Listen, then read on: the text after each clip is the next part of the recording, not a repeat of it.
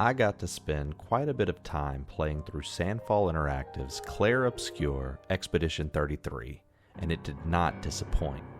From the start menu's incredible music to the opening scenes, the team's passion is clear with this one. I personally had been looking forward to it, and once I got my hands on it, I could not stop playing. I was instantly intrigued with the mystery around what exactly is happening in this game, and while I cannot speak much on the narrative, I will say the mystery involved in it all truly had me wanting to discover and learn more and more of the environment, the circumstances, the cast of characters, and what the heck is actually going on here. It builds early emotional investment with ease by giving our cast a history, strong emotional depth, and a sense of purpose. I found myself immersed, almost as if reading a good book or watching a great movie.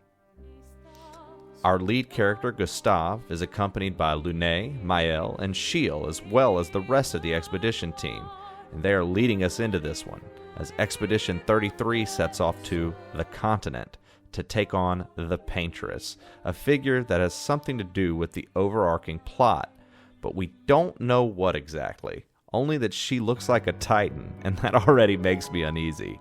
In fact, the entire game constantly has you feeling uneasy in a good way, never knowing what is around the corner, hitting highs to bring joy your way, but never too long, always reminding you there's much more at play. I tackled this game on PS5, and as far as performance goes, I never ran into any issues. It remained bug-free for my playthrough, and looked absolutely gorgeous throughout. By no means is it an unrealistic caliber of graphical fidelity, but what its style goes for, it nails. I noticed a few repeat NPCs in the opening sequence, and every now and again characters look a bit aloof when speaking to one another, but the writing made up for that quite easily, so it was never anything that took away from the game. There are a few accessibility features, such as turning off the camera shake and movement, automatic QTEs, colorblind mode, really the standard. I'd say that the QTEs being automatic are certainly something that players looking for an easier time can have. They also have some difficulty options as well, just in case you bite a bit more off than you can chew, or if you really want a challenge, you can turn it up a notch. The sound design is a really big win for me. I'm a sucker for a good soundtrack and great voice acting, and Clair Obscur Expedition 33 absolutely nails it. From the music right when you fire the game up, to the action sequences and battle scores, to traveling and questing around the map, I found myself just wanting to sit still and listen to full tracks. In the camp, while resting and recovering, you can play records you find throughout your quests and listen along with your team. The voice acting captures the emotional depth the characters are portraying splendidly, and makes cutscenes well worth the watch, as well as the random quips and comments as you travel about. Now, the moment you've been waiting for, the gameplay. Clair Obscur Expedition 33 is an exploration turn-based adventure that brings in a strong narrative. You'll find exploring a large map, going in depth with set pieces, searching for secrets, and getting into quite a bit of scuffles to be the main course of action here. The team takes turn-based action to the next level, given a mix of Persona, Final Fantasy, and a sprinkle of Nier Automata. As you get into the encounters, you will constantly see a familiar structure to most turn-based games. When the attack order is displayed, the many moves to choose from are on the center of the screen, and your target is in front of you. The action comes in with the timed inputs to make your attack stronger or worse, and an intense dodge and parry system, which I personally found myself messing up quite a bit early on. But you start to master these things as you get better at it, right? On the easier difficulties, I will say those can be ignored outright, but in standard or expert modes, learning the timing is crucial. You can make the easiest battles your worst nightmare. Trust me on this one. If you don't understand how to dodge effectively, yikes. However, you can also make some of the biggest battles much easier if you just understand how to get out of the way, or perhaps get a perfect parry in, which will lead to your character countering. The game has great tutorials to teach you these steps, so don't worry if you're not quite getting it right as it starts. I found myself getting beat up on quite a bit, but it started to click, and once it did, I found out that I was a master of the technique and the timing. I say that lightly, obviously, because sometimes Battle is built on basic attacks, free aim, and skills. The basic attacks are just that. You strike the enemy, and you can earn AP for your character, which in turn is used to free aim, which is like a ranged shot, or one of your character's many skills. Each character has a skill tree to open many options for customization and setting the stage for battling your way with your style. Basically, you're going to want to mix and match these skills, and that's going to be crucial for your success in defeating stronger enemies and clearing encounters. As you fight, you earn experience to level up your crew, upgrade your weapons, and master new skills.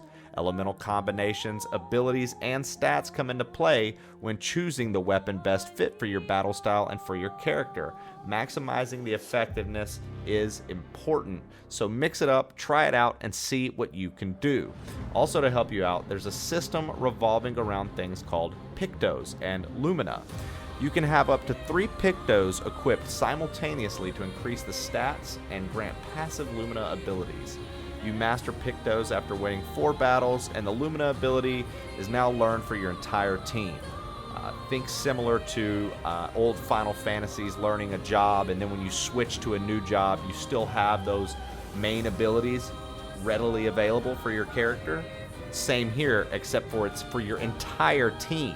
The Luminal points are what you're going to need to pay attention to for this, though, because if you don't have a certain Picto equipped anymore, its Lumina that you learn now costs points. So once again, experimenting with the different combinations available is going to help you determine what the most effective strategy for your team will be. You travel the continent on foot in Expedition 33. You can open shortcuts and new paths as you continue exploring.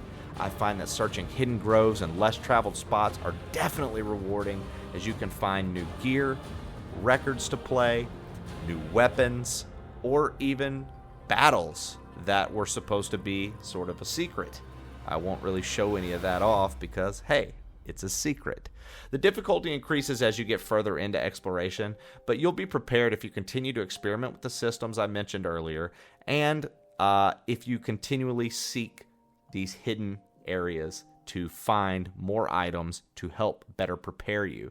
Set up camp and speak with your characters and build relationships throughout traveling. Meet mysterious merchants and NPCs who have their own stories for you to discover as well.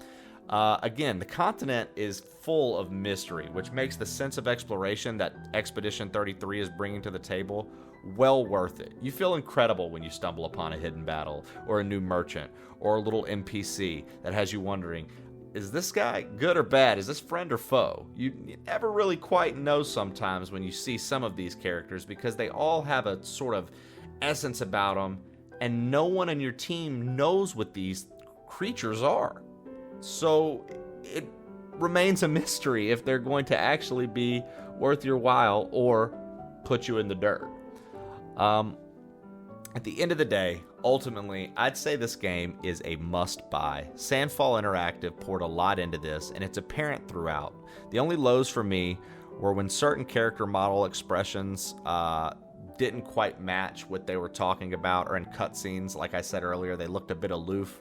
And every now and again, I found myself clipping on outskirts of the maps because I was getting a little bit too far in the exploration. I was getting along the edge of maps and things like that, and that's, most games you can find stuff like that in. So it didn't really take away too much, and I would say this is a solid new entry in the turn-based action scene. It's worth your time, and it's worth the purchase. Make sure to check out Clair, Obscur, Expedition 33 from Sandfall Interactive. It is worth your time. Let me know what you think about it if you do get it in the comments below, and thank you so much for taking the time to check out our review.